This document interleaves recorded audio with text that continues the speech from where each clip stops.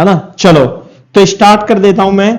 ये सबसे पहला जो क्वेश्चन है आपका, है ना, ये पोटेंशियल एनर्जी वाला। देखो एग्जांपल, ये है आपका an identical water drops, potential energy उसकी U है, और n ड्रॉप्स, एक ड्रॉप मिलकर के कोलेसिस बन जाता है, बना लेती हैं, तो आपको उसकी फाइनल पोटेंशियल एनर्जी बतानी है। शायद मैंने ऐसा क्वेश्चन भी आपको कराया होगा।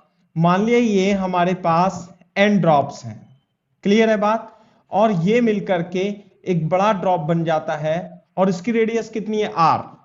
मान लेते हैं छोटे वाली रेडियस कितनी है, r है, और इस पे कुछ चार्ज होगा, जैसे हर एक ड्रॉप पर चार्ज है, चार्ज मान लेते हैं Q है, और इसकी पोटेंशियल एनर्जी U है।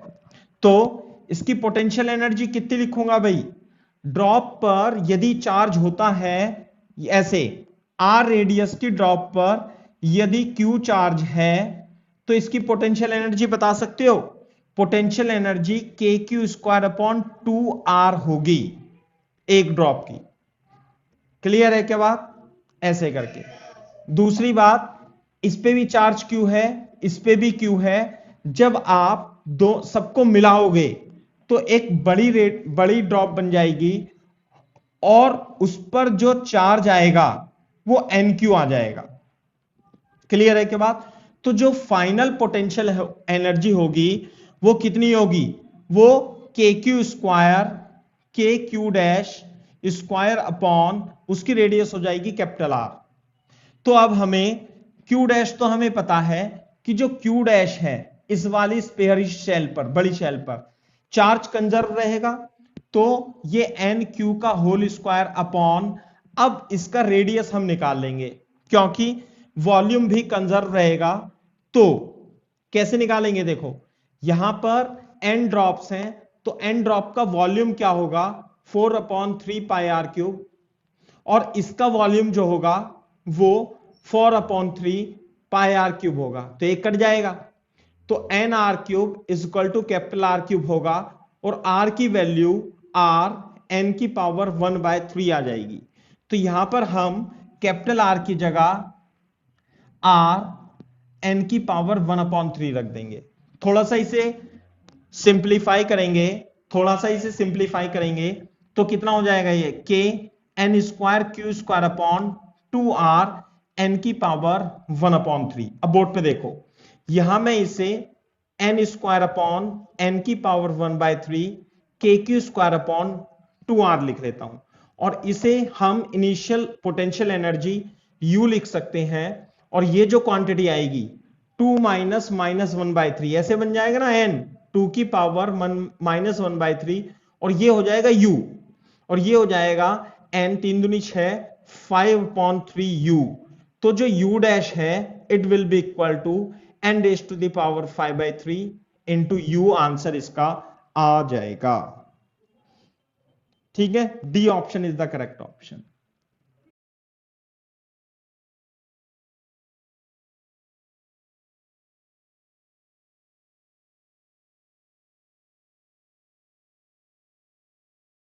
किया हुआ है, इसे मैं डिस्कस करता हूं, ठीक है।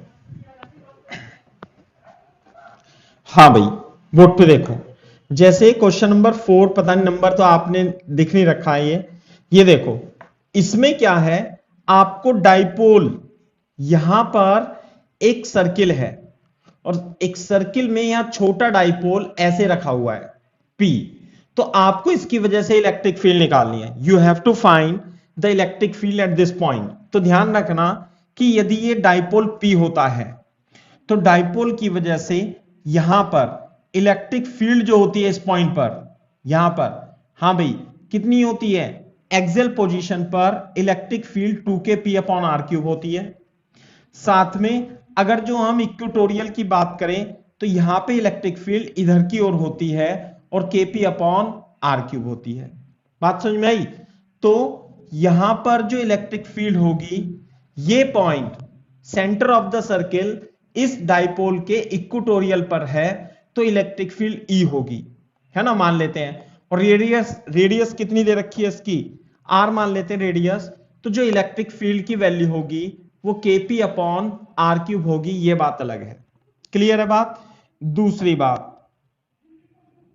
थोड़ा कैसे रखा हुआ है, हाँ एक मिनट, इसमें जो डाइपोल रखा हुआ है वो ऐसे रखा हुआ है बेटा इधर की साइड, तो इसकी वजह से इलेक्ट्रिक फील्ड इस दिशा में होगी। थोड़ा सा डायरेक्शन मेरे को दिखाई नहीं दिया, तो इलेक्ट्रिक फील्ड ऐसे हो जाएगी। बात समझ में आई? दूसरी बात, एक डाइपोल ऐसे रखा हुआ है इस दिशा में, तो इसकी वजह से जो इलेक्ट्रिक फील्ड होगी वो ऐसे होगी और उसकी वैल्यू भी ई होगी। साथ में एक डाइपोल यहां पे रखा हुआ है, देखो यहां पे, और उसकी डायरेक्शन इधर की ओर है P, तो उसकी वजह से इलेक्ट्रिक फील्ड इधर की ओर होगी और उसकी वैल्यू होगी E। तो जो नेट E की वैल्यू जो होगी वो KP अपॉन R³ होती है, जो कि एक्सियल इक्वेटोरियल पोजीशन पर है। क्लियर है क्या बात? अब हम क्या करेंगे, बोर्ड पे देखो, इन तीनों इलेक्ट्रिक फील्ड का वेक्टर सम निकाल लेंगे। कैसे निकालेंगे वो मैं आपको बताता हूं। तो इस क्वेश्चन में ये जो दिया हुआ है, मैं इसे साफ कर देता हूं थोड़ा आपकी कन्वीनियंस के लिए। तो इलेक्ट्रिक फील्ड तो ऐसे लिख लेंगे, ये 120 दे रखा है, ये एंगल कितना दे रखा है भाई, ये एंगल दे रखा है 120, तो ये 60 हो जाएगा। तो इलेक्ट्रिक फील्ड जैसे इधर, इसे छोड़ो आप, ऐसे देखो, ये तो यहां पे है, तो इलेक्ट्रिक फील्ड जस्ट इसके इधर की ओर होगी 90 डिग्री पे। तो ये जो होगा 90 डिग्री होगा, तो ये कितनी हो जाएगी भाई, इधर देखो, ये हो जाएगा 30 डिग्री, ये 30 डिग्री हो जाएगा। तो ये वाला जो एंगल है ये हो जाएगा 60 डिग्री। बात समझ में आ रही है नहीं? ऐसे करके, तो इसकी वजह से इलेक्ट्रिक फील्ड घूम घूम के ऐसे आएगी और इस डायरेक्शन से 60 डिग्री एंगल बनाएगी।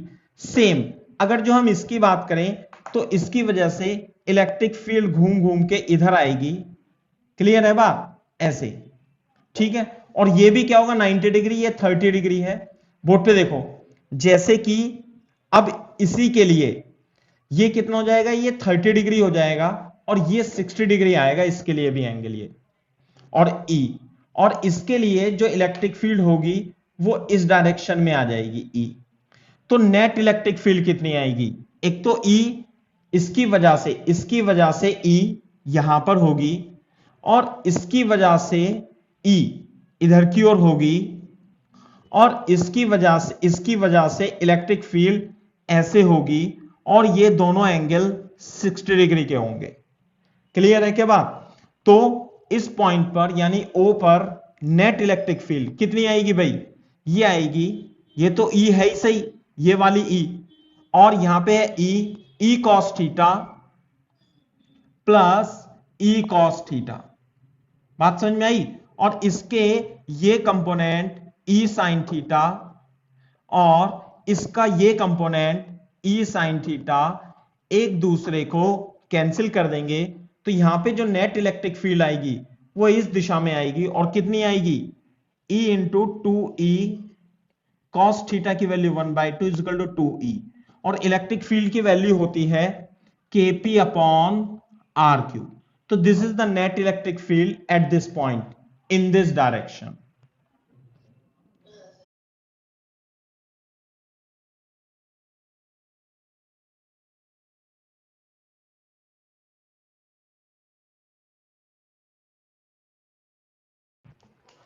है ना भाई? I10 जो है ये, है ना, I10 करके क्वेश्चन है कुछ ऐसे करके, जो भी है। अब इसमें क्या दे रखा है, हाँ, फिगर शोज 2 लार्ज शेल्स। मान लिया 2 लार्ज शेल्स हैं, लार्ज शेल का मतलब है काफी बड़ी शेल है, और इसमें linear charge density minus lambda है। कितनी है भाई, माइनस लैम्डा। नहीं, लार्ज का मतलब यह है कि काफी इंफाइनाइट तक है ना। तो बोर्ड पे देखो, तो हम यदि यहां पर इलेक्ट्रिक फील्ड निकाल लें आर डिस्टेंस पर, तो आर डिस्टेंस पर जो इलेक्ट्रिक फील्ड होगी ना, ये तो नेगेटिव सिलेंडर है, वो इधर की ओर ही होगी। बात समझ में आई नहीं? इस पॉइंट पर इधर इलेक्ट्रिक फील्ड होगी और E की value 2k lambda upon R होगी। R जो है it is the distance from the centre. Board पे देखो, जैसे इसके आउटर में एक शेल है और ये भी लार्ज शेल है, लार्ज का मतलब काफी लार्ज, और ये पॉइंट, ये वाला पॉइंट इसके अंदर है। बोर्ड पे देखो, यहां तो हो गई छोटी शेल, ये तो हो जाएगी छोटी शेल ऐसे करके। अब अगर जो मान लिया ये बड़ी शेल है, ये बड़ी शेल है, तो बड़ी शेल अगर जो मान लिया छोटी शेल नहीं होती, तो मैंने आपको बताया था कि जो इलेक्ट्रिक फील्ड होती है सिलेंडर के बाहर ही इलेक्ट्रिक फील्ड होगी, अंदर की ओर इलेक्ट्रिक फील्ड जीरो होती है। ऐसे बताया था मैंने, अंदर की ओर इलेक्ट्रिक फील्ड क्या होगी, जीरो, और बाहर की ओर अगर जो इसकी linear charge density lambda coulomb per meter है, तो बाहर की ओर किसी पॉइंट पर इलेक्ट्रिक फील्ड इस सेंटर से आर डिस्टेंस पर कितनी होगी, 2k लैम्डा अपॉन आर होती है बाहर की ओर। तो ये पॉइंट P, ये पॉइंट P दूसरी वाली शेल के अंदर है। तो इसका मतलब ये जो plus lambda coulomb per meter है, इस वाली आउटर वाली शेल की वजह से यहां पर इलेक्ट्रिक फील्ड जीरो होगी। इलेक्ट्रिक फील्ड केवल और केवल अंदर वाली शेल, अंदर वाली सिलेंडर की वजह से होगी, और वो भी क्योंकि ये नेगेटिव है तो टुवर्ड्स द एक्सिस होगी इलेक्ट्रिक फील्ड। और इलेक्ट्रिक फील्ड की वैल्यू कितनी होगी भाई इस पॉइंट पी पर, electric field 2k lambda upon R होती है, और आर जो है इस एक्सिस से डिस्टेंस होती है। बात समझ में आ रही है नहीं? अब हमें क्या दे रखा है, इसमें एक चार्ज है Q, और चार्ज Q इसमें इस तरीके से रिवॉल्व कर रहा है, यूं रिवॉल्व कर रहा है, तो रिवॉल्व तो करेगा। अब सर्कुलर मोशन करेगा, अगर जो एक Q है और ये इलेक्ट्रिक फील्ड E में है, तो इस पर जो फोर्स लगेगा वो कितना लगेगा, इलेक्ट्रिक फोर्स लगेगा Q इंटू E, और यही इलेक्ट्रिक फोर्स इसे रिक्वायर्ड सेंट्रीपिटल फोर्स प्रोवाइड करेगा, क्योंकि यही फोर्स केवल सेंटर की ओर लग रहा है। तो Q into E, electric field जो होती है ना, लाइन चार्ज की वजह से electric field 2k lambda upon small r होती है, और ये हो जाएगा mv square upon r। What is r? r is the radius of the circle. What is, यहां पे r क्या है, r is the distance from the axis of the point. तो r से r कट जाएगा, तो जो v स्क्वायर आएगा वो 2k q lambda upon m आएगा।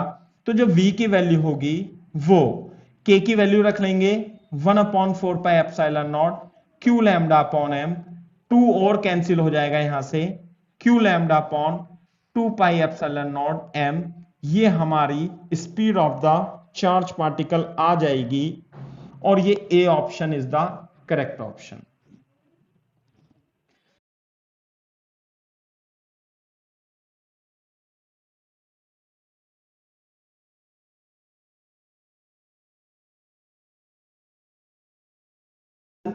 अंदर वाली सिलेंडर की वजह से इलेक्ट्रिक फील्ड थी। अब ये कोई सा क्वेश्चन है, 3 पॉजिटिव चार्ज दे रखे हैं, प्लस क्यू और प्लस क्यू।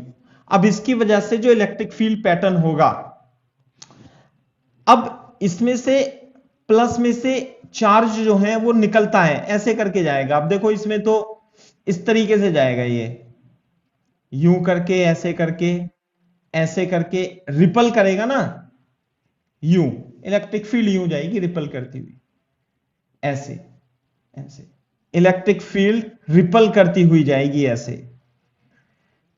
ऐसे, लाइक दिस, ऐसे ऐसे। अब इसमें मेरे को कोई समझाने वाली बात नहीं है इसमें, है ना, ऐसे जाएगी रिपल करती हुई। क्लियर है बात? और बीच में जो इलेक्ट्रिक फील्ड होगी, इनके सेंटर पर जो इलेक्ट्रिक फील्ड होगी वो जीरो इलेक्ट्रिक फील्ड होगी, सिमेट्री से भी आप कह सकते हैं। आ गई बात समझ में? तो जो इलेक्ट्रिक फील्ड पैटर्न है जो फर्स्ट में दे रखा है, फर्स्ट ऑप्शन में तो एक चार्ज से निकल रहा है और दूसरी चार्ज में जा रहा है, ये तो तभी पॉसिबल होता जब एक पॉजिटिव और एक नेगेटिव होता। तो बी ऑप्शन सही है, क्योंकि सी ऑप्शन में भी गड़बड़ है। सी ऑप्शन में यहां पर, हां भाई ये प्लस क्यू है, सी ऑप्शन में यह इलेक्ट्रिक फील्ड गोल गोल दे रखी है, तो गोल गोल इलेक्ट्रिक ऐसे तो दे रखा है सी ऑप्शन में, ये ऐसे करके यूं, लेकिन गोल गोल इलेक्ट्रिक फील्ड थोड़ी ना होती है। ये इलेक्ट्रिक फील्ड, इलेक्ट्रोस्टैटिक फील्ड हमेशा ओपन होती है, गोल गोल क्लोज नहीं होगी। तो सी ऑप्शन तो गलत ऑप्शन है, बी ऑप्शन ही सही ऑप्शन है। और डी ऑप्शन में भी इलेक्ट्रोस्टैटिक फील्ड्स क्लोज लूप बना रही है, जैसे कि सी ऑप्शन में बना रहा है। तो सी भी गलत है और डी भी गलत है। जबकि ए ऑप्शन में क्या दिया हुआ है भाई, ए ऑप्शन में एक से निकल रही हैं और दूसरे पे जा रही हैं ऐसे करके, प्लस क्यू प्लस क्यू। तो प्लस और प्लस में, प्लस चार्ज से हमेशा इलेक्ट्रिक फील्ड बाहर की तरफ away from the positive charge होती हैं, और नेगेटिव चार्ज में टुवर्ड्स द नेगेटिव चार्ज होती है। तो इनमें से एक गलत होगा, है ना। तो इसका मतलब ए ऑप्शन भी रॉन्ग ऑप्शन है।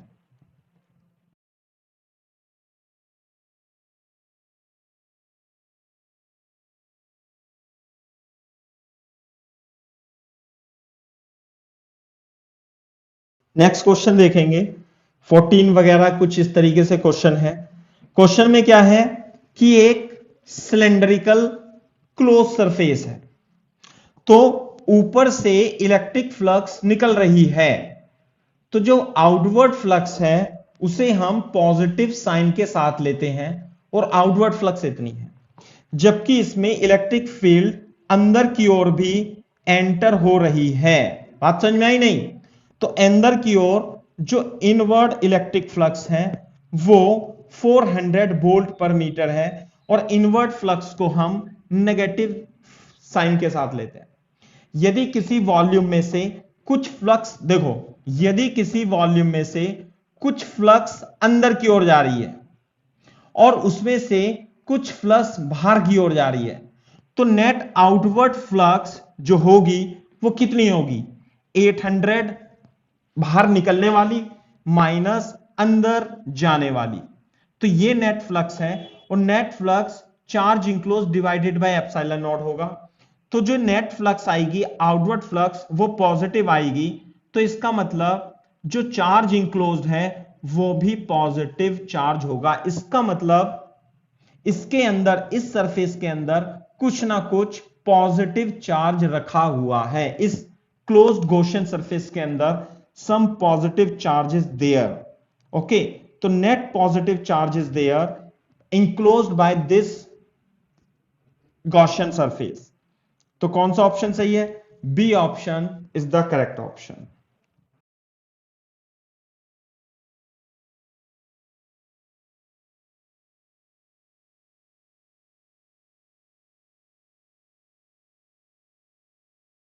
अब इसमें क्या है, इसमें चार केस दे रखे हैं, देखो। जैसे कि ये प्लस क्यू है और इसकी रेडियस R1 मान लेते हैं ए ऑप्शन में, और इसे की से हमने प्रेस कर दिया, और यहां पर चार्ज कितना है?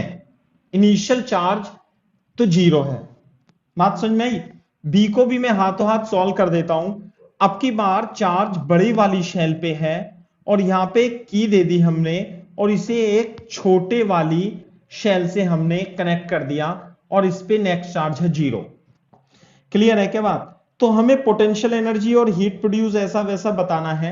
तो बोर्ड पे देखो, ये कंडक्टिंग शेल है। जब इस पे चार्ज क्यू देंगे और इसकी रेडियस R2 है, तो जब हम इसे कनेक्ट कर देंगे सौजन्या, तो बोर्ड पे देखो, इस पे जो चार्ज होगा ये Q1 मान लेता हूं, और कुछ इस पे चार्ज आ जाएगा, और इसे Q2 मान लेता हूं। क्योंकि टोटल चार्ज तो Q तो क्या रहेगा? कांस्टेंट रहेगा। कैपिटल Q1 प्लस Q2 की वैल्यू Q ही आएगी। इसी तरीके से B को भी मैं सॉल्व कर देता हूं, क्योंकि ये दोनों एक जैसे से हैं। तो यहां पर जो चार्ज आएगा वो Q1 आएगा, और इस छोटी वाली शेल पे जो चार्ज आएगा वो Q2 आएगा। बात समझ में आती है नहीं? अच्छा, अब इधर देखो, ये जो इनिशियल सिस्टम था, इसमें इस पे तो कोई चार्ज नहीं था, इस पे कोई चार्ज नहीं था। तो इनिशियल पोटेंशियल एनर्जी कितनी होती है?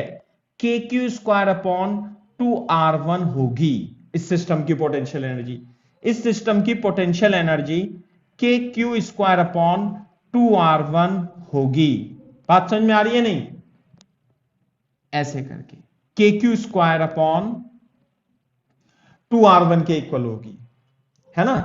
इसे हम कैपेसिटर में भी सॉल्व करेंगे अलग तरीके से, लेकिन यहां पर तो हम इस ए और बी को सॉल्व कर रहे हैं, सी और डी को बाद में करेंगे। तो इनिशियल पोटेंशियल एनर्जी इतनी है। बाद में क्या होगा कि यहां Q1 और Q2 आ जाएगा, तो Q1 की value R1 upon R1 plus R2 into Q होगी। मैंने डिस्ट्रीब्यूशन ऑफ चार्जेस में आपको बता दिया था कि ये Q1 और Q2 टोटल, Q टोटल कितना है, Q टोटल दोनों केस में केवल और केवल Q पर है, इस पर तो 0 है। तो Q टोटल में यहां पे Q आ जाएगा और Q2 में यहां पे R2 upon R1 plus R2 into Q आ जाएगा। सेम यहां पे भी आएगा R1 plus R2 into Q, और यहां पे R2 upon R1 plus R2 into Q आएगा। बात समझ में आ रही है। तो इसमें जो पोटेंशियल एनर्जी होगी, इस सिस्टम की पोटेंशियल एनर्जी, इसकी फाइनल कितनी होगी भाई, final potential energy KQ² upon 2R1 होगी। मैं यहां लिख लेता हूं, देखो इसकी पोटेंशियल एनर्जी जो पहले इस शेल की लिखेंगे, यहां पे कुछ चार्ज आ जाएगा ना ऐसे करके, और कुछ चार्ज यहां पे भी आ जाएगा Q2, तो एनर्जी होगी K Q1 square upon 2R1 plus K Q2 square upon 2R2। बात समझ में आ रही है नहीं। और Q1 और Q2 की वैल्यू यहां से रखेंगे, तो देखो K अपॉन 2 यदि मैं कॉमन ले लूं, सही है ना बात, तो Q1 स्क्वायर की वैल्यू कितनी आएगी भाई, R1 square upon R1 plus R2 का स्क्वायर इंटू Q स्क्वायर, और ये R1 हो रहा है, देखो यहां पे ये R1 हो रहा है। इसी तरीके से Q2 अपॉन R2 इसे सॉल्व करेंगे, तो Q2 की जगह R2 square Q square upon R1 plus R2 का स्क्वायर इंटू R2 आएगा। अब इसे सिंप्लीफाई करेंगे, दिस इज K बाय 2, और R1 से R1 कट जाएगा, तो ऊपर तो बचेगा R1 Q स्क्वायर और R1 प्लस R2 का होल स्क्वायर, प्लस ऊपर बचेगा R2 और Q square upon R1 plus R2 का होल स्क्वायर। ध्यान से देखो K बाय 2, यहां पे R1 प्लस R2 का होल स्क्वायर आएगा, और ऊपर R1 plus R2 into Q square इस तरीके से आएगा। तो ध्यान से देखो, पहले तो पोटेंशियल एनर्जी इतनी थी, अब जो पोटेंशियल एनर्जी आएगी इससे ये काट देंगे, KQ square upon 2R1 plus R2 आ जाएगी। सेम केस में अगर जो आप इसे ऐसे भी करोगे, इसकी भी पोटेंशियल एनर्जी सेम इसी एक्सप्रेशन से निकलेगी, तो इसकी भी फाइनल पोटेंशियल एनर्जी इतनी होगी। तो बोर्ड पे देखो, इनिशियल पोटेंशियल एनर्जी इसकी इतनी थी, इसकी इतनी थी, तो फाइनल पोटेंशियल एनर्जी दोनों की, दोनों में यही एक्सप्रेशन बनेगा। तो दोनों की इनिशियल पोटेंशियल एनर्जी सेम है मान लिया था, है ना। तो फाइनल पोटेंशियल एनर्जी क्या होगी, नीचे R1 प्लस R2 आ रहा है, इसका मतलब डिनोमिनेटर बढ़ गया, तो पोटेंशियल एनर्जी घट गई। क्लियर है क्या बात, पोटेंशियल एनर्जी डिक्रीज हो जाएगी दोनों के केस में। साथ में कुछ चार्ज भी फ्लो होगा, कुछ चार्ज भी फ्लो होगा, है ना। वो तो मैंने आपको निकालना सिखा दिया था कि चार्ज कितना फ्लो होगा। इसमें पहले कोई भी चार्ज नहीं था, तो अब इस पे इतना चार्ज फ्लो हो जाएगा, इस वायर से इस पे इतना चार्ज फ्लो हो जाएगा। बात समझ में आई। तो वैसे भी आपको यह समझ में आना चाहिए था सौजन्या, कि जब आप यहां पे की को प्रेस करेंगे तो कुछ चार्ज डेफिनेटली इधर से इधर इस वायर के थ्रू फ्लो होगा, इस वायर के थ्रू कुछ चार्ज फ्लो होगा। जब चार्ज एक पॉइंट से दूसरे पॉइंट में फ्लो होगा, तो फ्लो होने में इलेक्ट्रॉन जो है टकराते हैं मेटल से और एनर्जी डिक्रीज हो जाती है। तो एनर्जी तो ए और बी में दोनों में डिक्रीज भी होगी, साथ में चार्ज भी फ्लो होगा। बात समझ में आई। तो पोटेंशियल एनर्जी डिक्रीज होगी और हीट भी प्रोड्यूस होगी। हीट प्रोड्यूस होगी, कितनी हीट प्रोड्यूस होगी, जितना कि एनर्जी में डिक्रीमेंट हुआ है, इनिशियल इतनी, फाइनल इतनी। तो जो हीट यदि आपको निकालनी है तो ui माइनस uf कर देना, दोनों केस में हीट प्रोड्यूस भी आ जाएगी। क्लियर है क्या बात?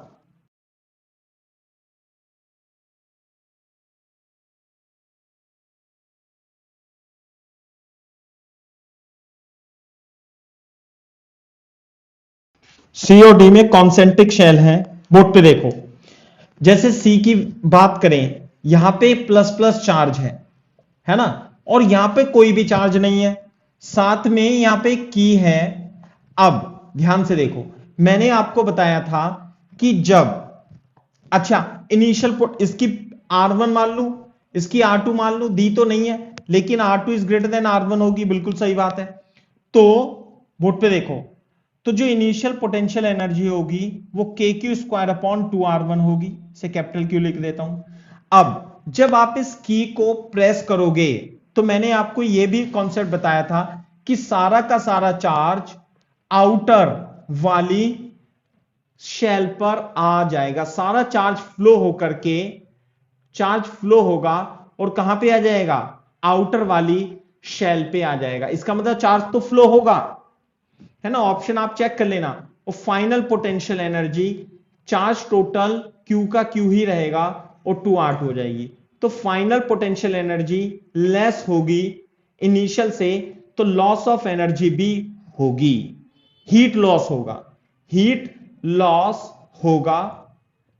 क्लियर है क्या बात? पोटेंशियल एनर्जी फाइनल कम हो जाएगी, साथ में चार्ज भी फ्लो होगा। अब आप इसमें देख लेना कौन कौन सा ऑप्शन सही है। क्लियर है बात? दूसरी बात यह है कि इस वाली शेल पे no charge, no charge on shell 1, सारा का सारा चार्ज बाहर आ जाएगा। समझ में आई बात? अब मैं डी की बात करता हूं, डी में क्या है, यहां पे कोई चार्ज ही नहीं है और ये की है और यहां पर एक शेल है, बात समझ में आई?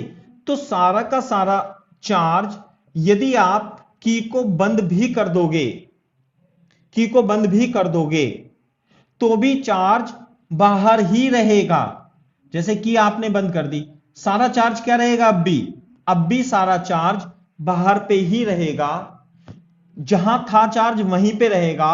तो इस केस में इनिशियल और फाइनल पोटेंशियल एनर्जी सेम होगी, कांस्टेंट होगी, नो फ्लो ऑफ चार्ज होगा, नो हीट प्रोड्यूस होगी, और इनर वाली शेल पे, फर्स्ट शेल पे, फर्स्ट है ना, फर्स्ट शेल पे कोई चार्ज नहीं होगा, नो चार्ज ऑन शेल 1। तो ऐसे है। अब आप देख,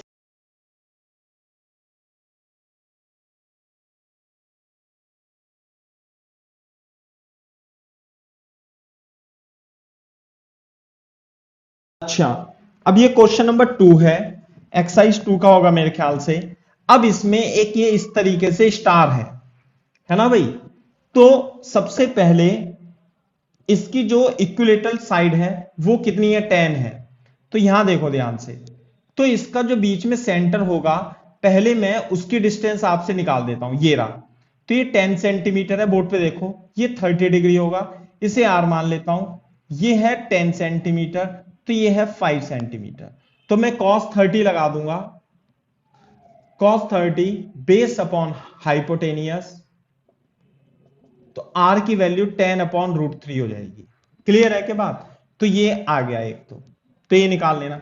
दूसरी बात मैं अब चित्र यहां पे बनाता हूं, ये इस तरीके से ट्राइंगल है और एक ट्राइंगल थोड़ा ऊपर की तरह इस तरीके से है, A point, B point, C, D, E and F point ऐसे दे रखा है, और ये कह रहा है कि इसके सेंटर पर यहां पर एक 2 माइक्रोकूलम का चार्ज है, साथ में यहां 2 माइक्रोकूलम, 2 माइक्रोकूलम, 2 माइक्रोकूलम, यहां पर क्या रखा हुआ है भाई, -2 माइक्रो, -2 माइक्रो और -2 माइक्रोकूलम रखा हुआ है। तो ये पूछ रहा है कि find the net electric force, इस पर इलेक्ट्रिक फोर्स कितना लगेगा। अगर जो ये सारे के सारे एक जैसे चार्ज होते साइन में, तो नेट फोर्स डेफिनेटली 0 होता। लेकिन आप यहां पे देखो, आप इसे ऐसे देखो, जितना ये +Q चार्ज इधर लगाएगा F, उतना ही ये नेगेटिव लगाएगा और ये लगाएगा F। सेम अगर जो आप इसे देखोगे, इसे यूं करके, जितना ये इधर लगाएगा F उतना ही ये भी लगाएगा अट्रैक्टिव F। सेम चीज यहां पर होगी, तो प्लस Q की वजह से अवे फ्रॉम और माइनस Q की वजह से इधर, तो ये सिस्टम बैठेगा। बात समझ में आई? दूसरी बात इधर देखो, अब मैं इसे भी आप को एक बार बना के दिखा देता हूं कि ये जो हमारे एंगल होंगे 60 डिग्री 60 डिग्री 60 60 और ये भी क्या होगा 60 60 ऐसे होगा। सही है क्या बात? तो ये तो हो गया 2F, देखो यहां पे हो जाएगा 2F, यहां पे हो जाएगा 2F और यहां पर हो जाएगा 2F। तो ये 60 है और ये भी कितना रहेगा 60, 26 ये है 60 और ये 60। तो इधर की ओर इसका कंपोनेंट हो रहा जाएगा, इस वाले का भी कंपोनेंट और ये जो कंपोनेंट होगा ये वाला, ये दोनों कैंसिल हो जाएंगे, है ना। तो मैं उसे लिख नहीं रहा हूं कैंसिल करने के लिए। तो जो इधर रिजल्टेंट फोर्स आएगा कितना आएगा भाई, 2F तो ये था ही सही, ये वाला 2F तो है ही सही, प्लस इसका भी कंपोनेंट और इसका भी कंपोनेंट, यानी 2 टाइम्स ऑफ 2F cos 60 रहेगा और cos 60 2 से कट जाएगा और 4F आंसर आ जाएगा। अब बस हमें F निकालना है, तो F क्या होगा भाई, दोनों के बीच की डिस्टेंस सब में FF सेम रहेगा और यदि ये R है, R की वैल्यू मैंने यहां निकाल दी थी, तो जो F की वैल्यू आएगी वो KQQ अपॉन R स्क्वायर के बराबर आएगी। तो K की वैल्यू 9 इंटू 10 की पावर 9 और Q की वैल्यू -6 का स्क्वायर और R आएगा, ये सेंटीमीटर में ध्यान रखना, इंटू 10 की पावर -2 मीटर में बदल करके आप यहां पर वैल्यू रख देना, आपका आंसर आ जाएगा।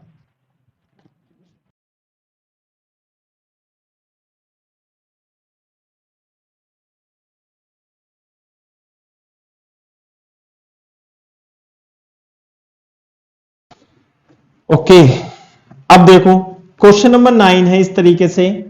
तो मैंने आपको बताया था ये डाइपोल मोमेंट है ना, और डाइपोल मोमेंट की वजह से यहां electric field 2kp upon R cube होती है और पोटेंशियल कितना होता है भाई यहां पे, kp अपॉन आर स्क्वायर होता है। और इक्विलेटरल पॉइंट पर यहां kp upon R cube electric field होती है और पोटेंशियल जो होता है वो 0 होता है। यह है पोटेंशियल, यह इलेक्ट्रिक फील्ड। बात समझ में आई? और यदि यहां पे थीटा है तो यहां में पोटेंशियल मेरे को पता है वो होता है K P dot R upon R cube. ये बात समझ में आती है नहीं? पोटेंशियल ऐसे, तो बोर्ड पे देखो हमें क्या निकालना है, अच्छा, और यू एनर्जी जो होती है वो पी डॉट ई होती है, पी डॉट ई। बोर्ड पे देखो इस केस में यहां पे डाइपोल रखा है P2, तो क्या मैं यहां पर इसकी वजह से इलेक्ट्रिक फील्ड लिख सकता हूं यहां पे? हां लिख सकता हूं। ये हो जाएगा P2 cos थीटा और ये हो जाएगा, ये तो हो गया P2 और ये हो जाएगा P2 sin थीटा। तो इसकी वजह से इलेक्ट्रिक फील्ड इधर आएगी और इसे मैं E पैरेलल लिखता हूं, R डिस्टेंस पर 2k P2 cos theta upon R cube होती है। साथ में ये इलेक्ट्रिक फील्ड E परपेंडिकुलर कितनी होगी भाई, K P sine theta upon R cube होगी। ये बताओ ये बात समझ में आती है नहीं आती है? हाँ, ये तो मैंने लिखा दिया था, ये तो आपको पता है। तो अब हमें पोटेंशियल एनर्जी निकालनी है। अब यहां पे इस पॉइंट पर एक डाइपोल रखा है P1, तो डाइपोल की इलेक्ट्रिक फील्ड में पोटेंशियल एनर्जी होते P डॉट ई। समझ में आई बात? P dot E. तो यहां पे रखा हुआ है P1, देखो ये P1 ऐसा है और ये E परपेंडिकुलर है, तो इसके लिए, इस इलेक्ट्रिक फील्ड के लिए थीटा तो हो जाएगा 90 डिग्री, तो इसके लिए पोटेंशियल एनर्जी हो जाएगी 0, जबकि इसके लिए E पैरेलल यहां पे हो जाएगी PE पैरेलल cos 0, और मैं इसके लिए भी आंसर लिख देता हूं P1 E परपेंडिकुलर cos 90 और ये हो जाएगी 0। तो बोर्ड पे देखो -P1 ई पैरेलल कितना आया 2kp2 cos theta upon r3 और cos 1 की वैल्यू 1, तो -2kp1p2 cos theta upon r³ will be the potential energy. So B option is the correct option.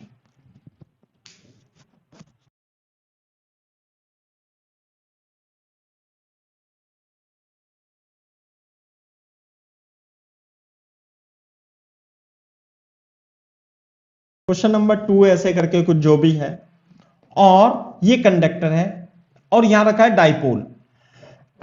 जब यहां डाइपोल रखोगे तो इलेक्ट्रिक फील्ड डाइपोल की वजह से इधर होगी, तो यहां प्लस प्लस इंड्यूस चार्ज आ जाएगा या माइनस इंड्यूस चार्ज आ जाएगा. तो यहां पर एक पॉइंट है ए और ये 90 डिग्री पर है और ये आर और ये है फाई, ये एंगल फाई है और ये कैपिटल आर है. बात समझ में आ रही है नहीं? तो हमें ए पोटेंशियल पर पॉइंट ए पर पोटेंशियल निकालना है.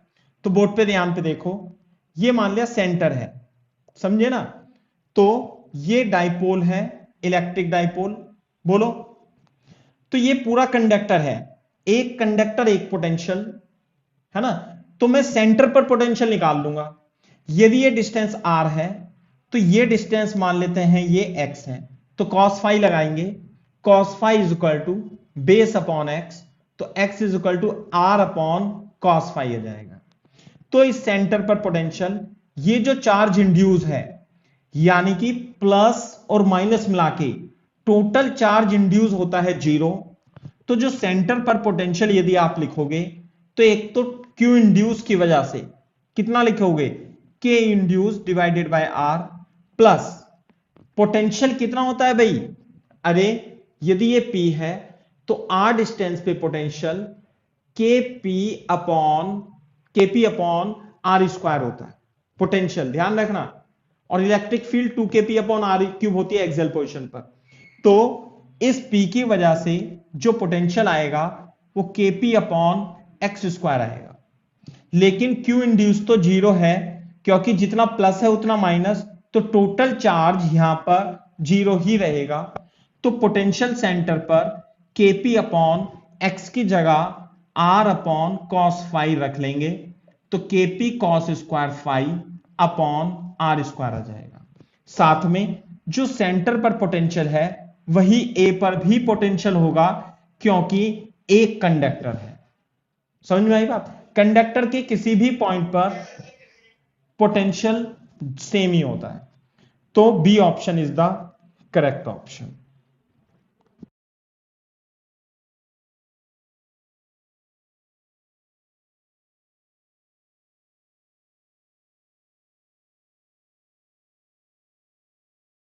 अब हम क्या करेंगे, क्वेश्चन नंबर 21 देखते हैं. एसिफाइड वाटर है from certain reserve at constant potential V. मान लिया यहां पर पोटेंशियल V पर वाटर रखा हुआ है और ये चार्ज है, और इसमें से ड्रॉप निकल रही है ऐसे, और ड्रॉप निकल करके यहां पे जा रही है होलो कंडक्टिंग स्पेयर. अब यहां पर एक कंडक्टिंग स्पेयर है और उसके यहां पे ऐसे ऐसे जा रही है और यहां पे जा रही है. क्लियर है क्या बात? तो बोर्ड पे देखो, इसकी रेडियस कितनी है r और स्पेयर की रेडियस है a. The sphere is insulated and initially at 0 potential. इसका कोई पोटेंशियल नहीं है. बोर्ड पे देखो, जब ये पोटेंशियल V पर है तो इसमें जो पानी निकलेगा उसमें कुछ चार्ज आएगा फिर, तो उसका पोटेंशियल जो होगा KQ अपॉन R होगा. किसका पोटेंशियल? इसका पोटेंशियल. और वो पोटेंशियल किसका होगा? इस रिजर्वायर का पोटेंशियल. तो V पोटेंशियल है, तो एक ड्रॉप पर चार्ज कितना आएगा भाई? ये आएगा Q is equal to V into R upon K आएगा. बात समझ में आई? जैसे ये ड्रॉप, ध्यान से देखो, ये ड्रॉप जैसे ही इससे टकराएगी, यानी इस पर जाकर गिरेगी, तो इस पे जो चार्ज है वो इसकी सरफेस, कंडक्टर की सरफेस पर आ जाएगा, कंडक्टर की सरफेस पे आएगा. फिर दूसरी बूंद गिरेगी तो Q चार्ज और इस पे आ जाएगा कंडक्टर की सरफेस पे।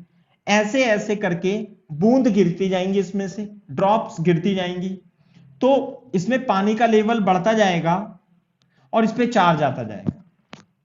तो हमें यह बताना है कि drops continue to fall until the sphere is half filled with water, the potential acquired by the sphere।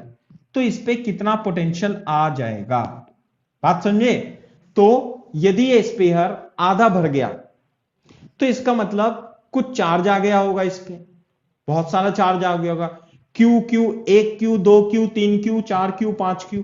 तो टोटल चार्ज इस पे कितना आएगा, माना हमने लेट कितनी ड्रॉप्स इसके अंदर एंटर हो जाती हैं, n ड्रॉप्स एंटर्स हो जाती हैं, तो इस पे जो टोटल चार्ज आएगा वो n इंटू क्यू आ जाएगा। किस पे, इस पे। यहां तो पानी भर गया तो चार्ज तो कंडक्टर की सरफेस पे आता है, तो जो चार्ज है एक ड्रॉप पर चार्ज कितना है, v इंटू आर अपॉन के है, तो इस पर चार्ज इतना आ जाएगा। तो इसका पोटेंशियल कितना हो जाएगा भाई, स्पेयर का पोटेंशियल, स्पेयर का पोटेंशियल क्या होता है, पोटेंशियल का फॉर्मूला के क्यू टोटल अपॉन रेडियस। इसकी रेडियस कितनी है, स्मॉल है, तो कितना हो जाएगा, क्यू टोटल आएंगी, कितना आएगा charge total, N V R upon K upon A. तो के से तो के कट जाएगा, N V R upon A, इस तरीके से आ जाएगा पोटेंशियल ऑफ द स्पेयर। बात समझ में आ रही है नहीं। अच्छा, अब बस इसमें n नहीं आ रहा, जो n ड्रॉप्स हमने मानी थी। अब हम ये बता सकते हैं कि n नंबर ऑफ ड्रॉप्स कितनी होंगी। यदि इसमें n ड्रॉप है और एक की रेडियस r है, तो टोटल वॉल्यूम जो इसके अंदर एंटर हुआ पानी का, है ना, तो n ड्रॉप का वॉल्यूम कितना होगा, 4/3 पाई आर क्यूब। और वही वॉल्यूम इस स्पेयर के आधे पार्ट का वॉल्यूम होगा। तो यदि स्पेयर की रेडियस a है तो पूरे स्पेयर का वॉल्यूम कितना होता है, 4/3 पाई ए क्यूब। लेकिन ये वॉल्यूम तो आधा है, तो यहां 1/2 कर देंगे। आई बात समझ में। तो 4/3 से 4/3, n into r cube is equal to a cube upon 2। तो n की वैल्यू a cube upon 2 r cube आ जाएगी। So these are the number of drops enter in the sphere, है ना, क्लियर है बात। तो n की वैल्यू यहां रख देंगे, n की वैल्यू कितनी आई, ए क्यूब अपॉन 2 आर क्यूब। एक का पोटेंशियल यानी स्पेयर, इसका पोटेंशियल v था, तो r अपॉन a आ जाएगा। तो कितना आएगा भाई, a square v upon 2r square is the potential of the sphere, is the correct answer.